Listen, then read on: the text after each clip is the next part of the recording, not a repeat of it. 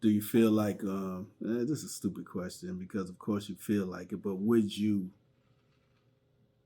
go on a battle rap show and Let's- battle others from across the nation?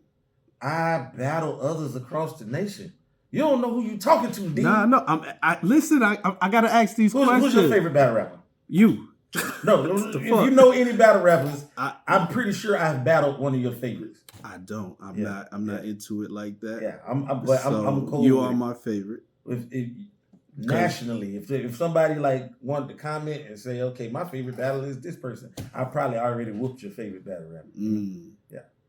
Like, So between rapping and poetry, Mhm. what is your favorite art? definitely poetry. I don't love battle rap. Okay. I only did it because, like I say, it was so much doubt, and people were saying shit like poets aren't lyricists.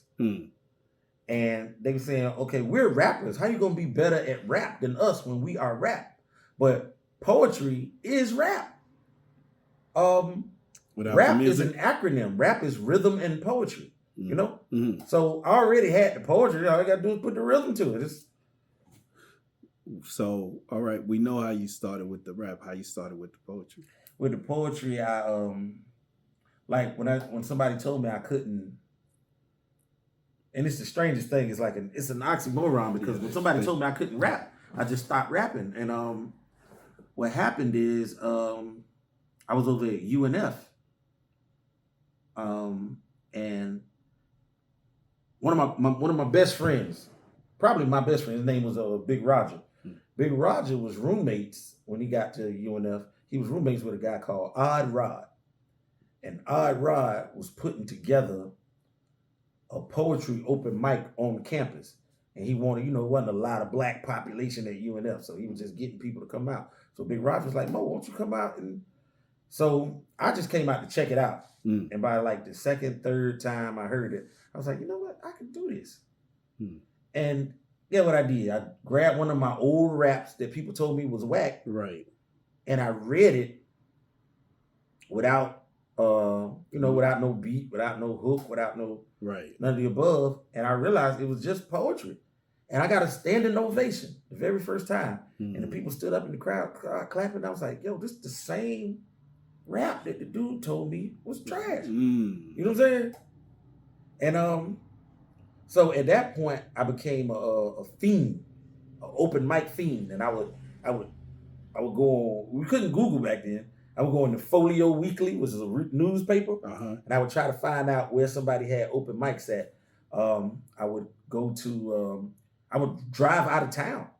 Like there's a lot of open mics. We would go to Orlando, we would go to Atlanta, we would go to Miami, and we would get on the open mic. We would find our names on the list, get on the open mic, and drive home. And what we was trying to do, we was just trying to see if we could, if our talent resonated in other scenes, you know what I'm saying? Because when you grow up Duval, all you know is Duval, Okay. And so I just wanted to see, okay, could we go out of town and get this same reaction?